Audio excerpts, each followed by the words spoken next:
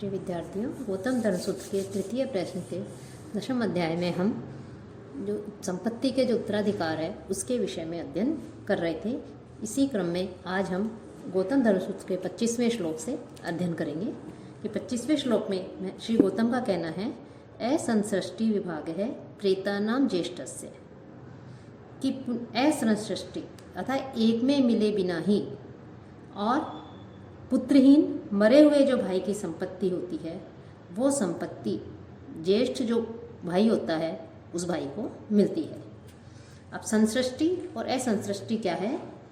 कि पुनर्मिलन या पुनर्संयोग या इसे संसृष्टि भी कह सकते हैं। कि संसृष्टि जो है इसके 3 स्तर हो सकते हैं। संयुक्त परिवार के जो सदस्य, दूसरा संयुक्त परिवार के जो सदस्य हैं उन सदस्यों के बीच में बंटवारा या विभाजन, और तीसरा कि अव्यक्त या व्यक्त रूप से पुनः उन लोगों के संयुक्त हो जाने की अवस्था, अर्थात उन लोगों के बीच में समझौता हो जाना। कि कोई भी व्यक्ति किसी भी सदस्य से जो विभाजन में सदस्य के रूप में था पुनः संयुक्त हो जाता है तो पुनः संयुक्त व्यक्ति को जो है सृष्ट या संसृष्टि कहा जाता है, और जो संयुक्त नहीं होता है, एक में नहीं मिलता है वापस, उसे असंसृष्ट कहा जाता है। तो इस प्रकार संसृष्ट और असंसृष्ट इसके विषय में वर्णन करते हुए कि इनको किस प्रकार से संपत्ति मिलती है, कि गौतम जो है, महर्षि गौतम ने एक सामान्य रूप से नियम बना दिया कि पुनः संयुक्त जो संसृष्टि है उसको किस प्रकार से संपत्ति मिलती है, और जो असंसृष्ट है कि जो नहीं मिलता है, एक में नहीं मिलता है, तो उसकी संपत्ति किसे मिलती है। तो इस क्रम में कह रहे हैं कि एक में मिले बिना ही, असंसृष्ट कि एक में मिले बिना ही जो पुत्रहीन मरा हुआ जो भाई है, उस यदि कोई भाई है वो अलग रह रहा है और उस भाई की संपत्ति जो है, उस भाई की संपत्ति जो सबसे ज्येष्ठ भाई होता है, ज्येष्ठ भ्राता होता है, उसको उस मरे हुए मृत भाई की संपत्ति मिलती है। संसृष्टिनी प्रेते संसृष्टि रिक्त भाग। और यदि जो संसृष्ट है अर्थात एक में मिले हुए भाई हैं, उन भाइयों में कोई भी भाई यदि जिसके कोई पुत्र नहीं हो और उसकी मृत्यु हो जाए, मृत्यु को प्राप्त हो जाए, तो उसका धन उसके साथ के अन्य जो भाई हैं उनको प्राप्त होता है। कि जो असंसृष्ट है भाई की मृत्यु होने पर तो उसके यदि कोई पुत्र नहीं है तो ज्येष्ठ भाई को उसकी संपत्ति मिलती है, और यदि संसृष्ट अर्थात एक में मिले हुए, संसृष्टि अर्थात एक में मिले हुए अलग हो गए किसी कारण से, लेकिन वापस यदि पुनः संयुक्त हो जाते हैं, एक साथ रहते हैं, तो वो सदस्य यदि मृत्यु को प्राप्त हो जाते हैं तो उसकी मृत्यु हो जाने के पश्चात यदि उसके कोई संतान नहीं है, पुत्र नहीं है, तो उसका जो धन है, संपत्ति है, वो उसके साथ के अन्य जो भाई हैं, दूसरे भाई हैं, उन दूसरे भाइयों को वो संपत्ति प्राप्त होती है। तो इस प्रकार से महर्षि गौतम ने स्पष्ट कह दिया है कि संश्लिष्ट जो व्यक्ति है उसकी संपत्ति, जो एक साथ रह रहे हैं, एक में मिले हुए जो भाई हैं, उनकी उन भाइयों में से यदि किसी की मृत्यु हो जाए और उसके यदि कोई पुत्र नहीं हो तो वो संपत्ति अन्य भाइयों को प्राप्त हो जाती है। विभक्त जो है प्रत्यमेव, और विभाजन के बाद उत्पन्न पुत्र, यदि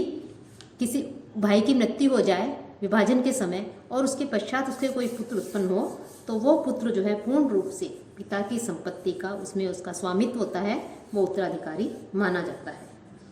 और विद्याध्ययन करने वाला, स्वयं अर्जित करने वाला धन, उपार्जित धन अर्थात अपने साथ मिलकर रहने वाले,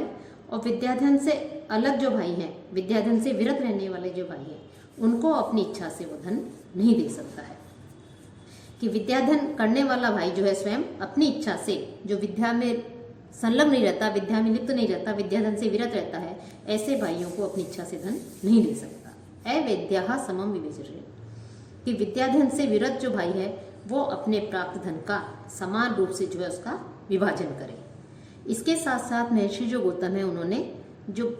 12 प्रकार के पुत्रों के प्रकार बताए हैं, उन पुत्रों का संपत्ति में किस प्रकार से अधिकार होता है, किसको संपत्ति मिलती है, किसको संपत्ति नहीं मिलती, इसके विषय में भी उन्होंने इसमें वर्णन किया है कि किसे संपत्ति दी जाए, किसे नहीं दी जाए। तो इसमें वो कहते हैं कि पुत्रा ओरस क्षेत्रस दत्त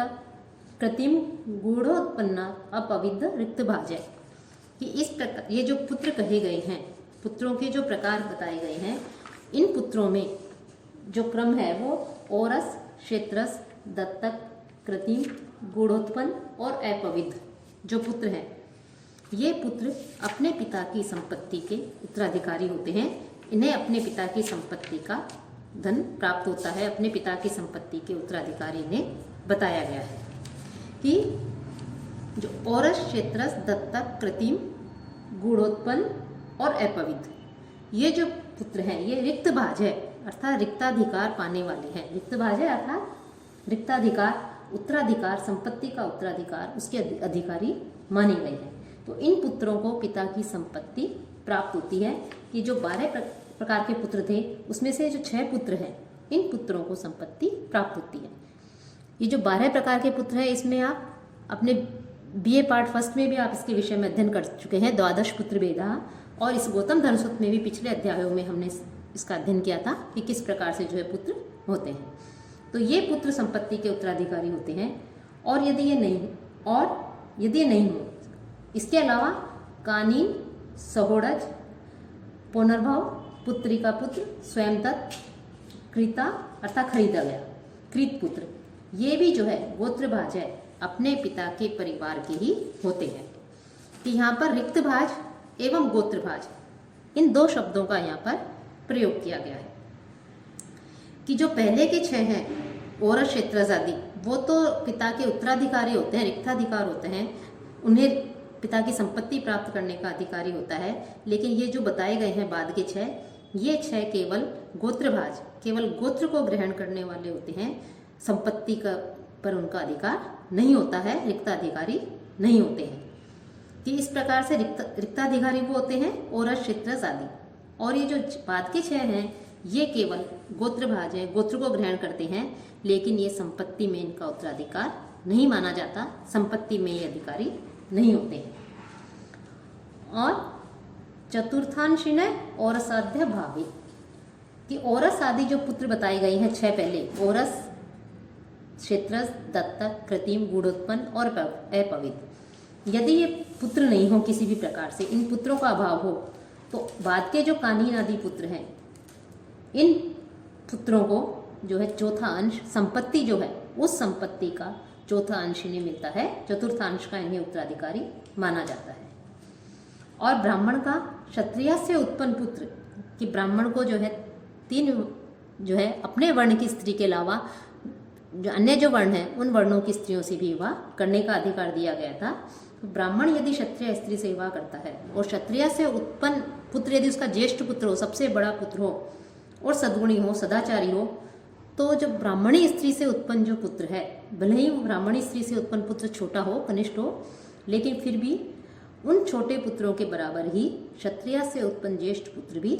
संपत्ति का उत्तराधिकारी होता है। लेकिन वो जो है सदाचारी, सद्गुणी होना चाहिए, तभी उसे जो है संपत्ति का उत्तराधिकारी माना जाता है। और लेकिन उसे ज्येष्ठ पुत्र को मिलने वाला जो अतिरिक्त अंश है, कि ज्येष्ठ पुत्र है, लेकिन ज्येष्ठ पुत्र के विषय में जो पिछले अध्ययन में हमने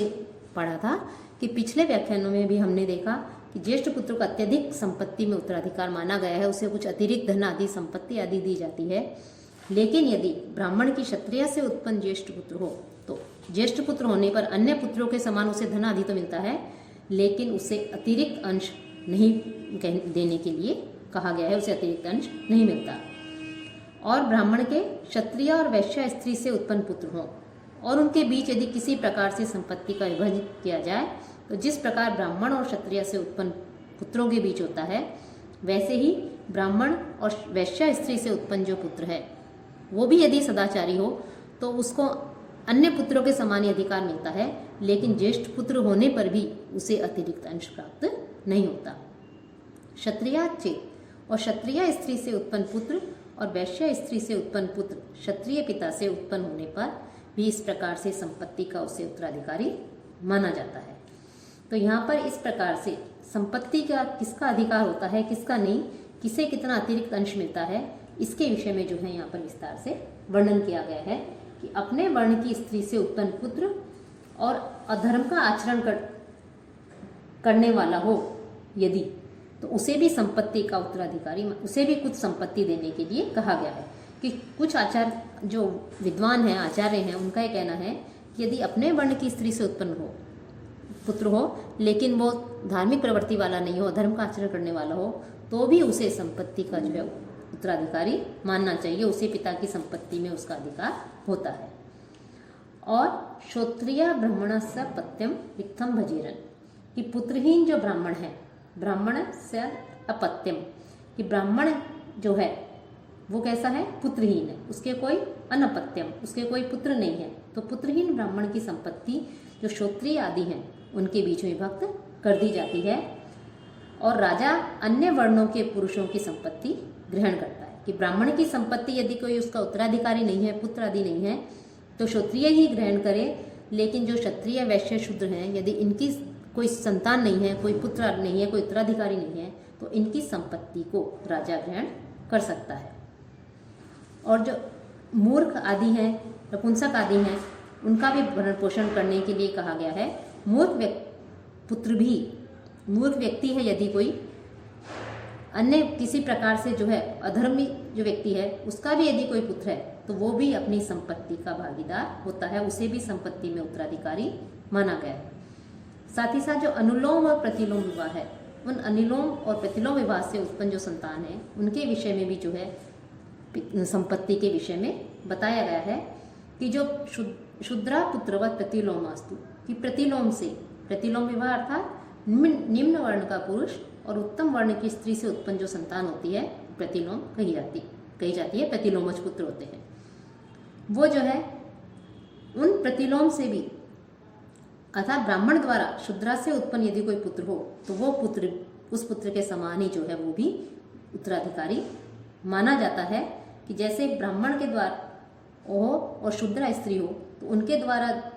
जो पुत्र उत्पन्न होता है उसे जिस प्रकार का भाग मिलता है, उसी प्रकार से प्रतिलोम विवाह से उत्पन्न जो संतान है, प्रतिलोमज जो पुत्र हैं, उन पुत्रों को भी संपत्ति का उत्तराधिकारी माना गया है। साथ ही साथ कुछ संपत्ति ऐसी होती है जिसका विभाजन, ये तो संपत्ति के विषय में कहा, और कुछ संपत्ति का विभाजन नहीं किया जा सकता, जैसे जल आदि हैं, कुएं आदि हैं, धार्मिक कृत्य के लिए कोई संपत्ति रखी हुई है, निर्धारित की हुई है, रखी हुई है, बना हुआ भोजन आदि है, उसका विभाजन नहीं होता है। और परिवार के सदस्यों, स्त्रीषु च संयुक्तासु, और परिवार के सदस्यों से संबद्ध जो स्त्रियां आदि हैं, उन स्त्रियों आदि का भी जो है विभाजन नहीं होता। तो यहाँ पर इस प्रकार से हम देखते हैं कि जो गौतम है या अन्य जो धर्मशास्त्रकार हैं,